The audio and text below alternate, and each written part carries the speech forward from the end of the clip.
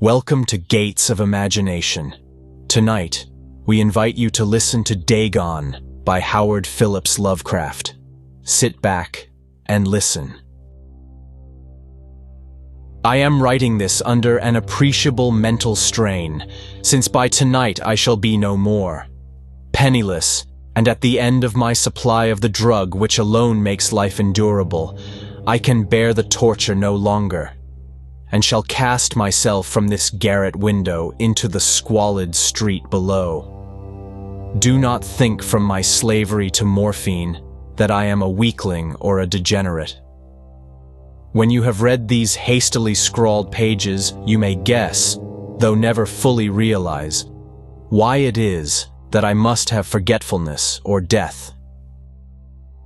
It was in one of the most open and least frequented parts of the Pacific that the packet of which I was supercargo fell a victim to the German sea raider. The Great War was then at its very beginning, and the enemy's navy had not reached its later degree of ruthlessness, so that our vessel was made legitimate prize, whilst we of her crew were treated with all the fairness and consideration due us as naval prisoners. So liberal, indeed, was the discipline of our captors, that 5 days after we were taken I managed to escape alone in a small boat with water and provisions for a good length of time. When I finally found myself adrift and free, I had but little idea of my surroundings. Never a competent navigator, I could only guess vaguely by the sun and stars that I was somewhat south of the equator. Of the longitude I knew nothing, and no island or coastline was in sight. The weather kept fair, and for uncounted days I drifted aimlessly beneath the scorching sun, waiting either for some passing ship or to be cast on the shores of some habitable land. But neither ship nor land appeared, and I began to despair in my solitude upon the heaving vastnesses of unbroken blue. The change happened whilst I slept.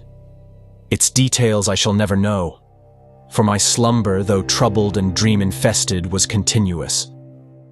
When at last I awoke, it was to discover myself half sucked into a slimy expanse of hellish black mire, which extended about me in monotonous undulations as far as I could see, and in which my boat lay grounded some distance away.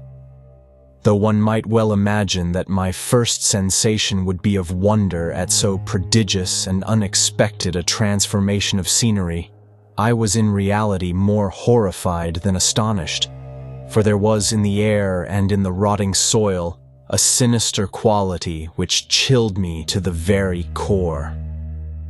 The region was putrid with the carcasses of decaying fish, and of other less describable things which I saw protruding from the nasty mud of the unending plain. Perhaps I should not hope to convey in mere words the unutterable hideousness that can dwell in absolute silence and barren immensity. There was nothing within hearing, and nothing in sight save a vast reach of black slime. Yet the very completeness of the stillness and homogeneity of the landscape oppressed me with a nauseating fear. The sun was blazing down from a sky which seemed to me almost black in its cloudless cruelty, as though reflecting the inky marsh beneath my feet. As I crawled into the stranded boat, I realized that only one theory could explain my position. Through some unprecedented volcanic upheaval, a portion of the ocean floor must have been thrown to the surface, exposing regions which for innumerable millions of years had lain hidden under unfathomable watery depths. So great was the extent of the new land which had risen beneath me, that I could not detect the faintest noise of the surging ocean, strain my ears as I might. Nor were there any seafowl to prey upon the dead things. For several hours I sat thinking or brooding in the boat, which lay upon its side and afforded a slight shade as the sun moved across the heavens. As the day progressed, the ground lost some of its stickiness, and seemed likely to dry sufficiently for traveling purposes in a short time.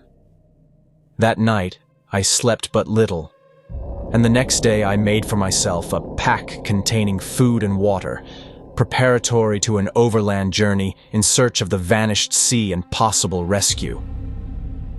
On the third morning, I found the soil dry enough to walk upon with ease. The odor of the fish was maddening, but I was too much concerned with graver things to mind so slight an evil, and set out boldly for an unknown goal. All day I forged steadily westward, guided by a faraway hummock which rose higher than any other elevation on the rolling desert. That night I camped, and on the following day still traveled toward the hummock, though that object seemed scarcely nearer than when I had first spied it. By the fourth evening, I attained the base of the mound, which turned out to be much higher than it had appeared from a distance, an intervening valley setting it out in sharper relief from the general surface. Too weary to ascend, I slept in the shadow of the hill. I know not why my dreams were so wild that night, but before the waning and fantastically gibbous moon had risen far above the eastern plain, I was awake in a cold perspiration, determined to sleep no more. Such visions as I had experienced were too much for me to endure again. And in the glow of the moon, I saw how unwise I had been to travel by day. Without the glare of the parching sun, my journey would have cost me less energy. Indeed, I now felt quite able to perform the ascent which had deterred me at sunset. Picking up my pack, I started for the crest of the eminence. I have said that the unbroken monotony of the rolling plain was a source of vague horror to me. But I think my horror was greater when I gained the summit of the mound and looked down the other side into an immeasurable pit or canyon, whose black recesses the moon had not yet soared high enough to illumine. I felt myself on the edge of the world, peering over the rim into a fathomless chaos of eternal night. Through my terror ran curious reminiscences of Paradise Lost and of Satan's hideous climb through the unfashioned realms of darkness. As the moon climbed higher in the sky, I began to see that the slopes of the valley were not quite so perpendicular as I had imagined. Ledges and outcroppings of rock afforded fairly easy footholds for a descent, whilst after a drop of a few hundred feet, the declivity became very gradual. Urged on by an impulse which I cannot definitely analyze, I scrambled with difficulty down the rocks and stood on the gentler slope beneath, gazing into the Stygian deeps where no light had yet penetrated. All at once my attention was captured by a vast and singular object on the opposite slope, which rose steeply about 100 yards ahead of me, an object that gleamed whitely in the newly bestowed rays of the ascending moon. That it was merely a gigantic piece of stone, I soon assured myself, but I was conscious of a distinct impression that its contour and position were not altogether the work of nature. A closer scrutiny filled me with sensations I cannot express, for despite its enormous magnitude and its location in an abyss which had yawned at the bottom of the sea since the world was young, I perceived beyond a doubt that the strange object was a well-shaped monolith whose massive bulk had known the workmanship and perhaps the worship of living and thinking creatures. Dazed and frightened, yet not without a certain thrill of the scientist's or archaeologist's delight, I examined my surroundings more closely. The moon, now near the zenith, shone weirdly and vividly above the towering steeps that hemmed in the chasm, and revealed the fact that a far-flung body of water flowed at the bottom, winding out of sight in both directions, and almost lapping my feet as I stood on the slope. Across the chasm, the wavelets washed the base of the Cyclopean monolith, on whose surface I could now trace both inscriptions and crude sculptures. The writing was in a system of hieroglyphics unknown to me, and unlike anything I had ever seen in books, consisting for the most part of conventionalized aquatic symbols such as fishes, eels, octopi, crustaceans, mollusks, whales, and the like. Several characters obviously represented marine things which are unknown to the modern world, but whose decomposing forms I had observed on the ocean-risen plain. It was the pictorial carving, however, that did most to hold me spellbound. Plainly visible across the intervening water on account of their enormous size were an array of bas-reliefs whose subjects would have excited the envy of a Doré. I think that these things were supposed to depict men, at least a certain sort of men, though the creatures were shown disporting like fishes in waters of some marine grotto, or paying homage at some monolithic shrine which appeared to be under the waves as well. Of their faces and forms I dare not speak in detail, for the mere remembrance makes me grow faint. Grotesque beyond the imagination of a Poe or a Bulwer, they were damnably human in general outline despite webbed hands and feet, shockingly wide and flabby lips, glassy, bulging eyes, and other features less pleasant to recall. Curiously enough, they seemed to have been chiseled badly out of proportion with their scenic background, for one of the creatures was shown in the act of killing a whale represented as but little larger than himself. I remarked, as I say, their grotesqueness and strange size, but in a moment decided that they were merely the imaginary gods of some primitive fishing or seafaring tribe, some tribe whose last descendant had perished eras before the first ancestor of the Piltdown or Neanderthal man was born. Awestruck at this unexpected glimpse into a past beyond the conception of the most daring anthropologist, I stood musing whilst the moon cast queer reflections on the silent channel before me. Then suddenly I saw it, with only a slight churning to mark its rise to the surface. The thing slid into view above the dark waters. Vast, Polyphemus-like, and loathsome, it darted like a stupendous monster of nightmares to the monolith, about which it flung its gigantic scaly arms, the while it bowed its hideous head and gave vent to certain measured sounds. I think I went mad then. Of my frantic ascent of the slope and cliff, and of my delirious journey back to the stranded boat, I remember little.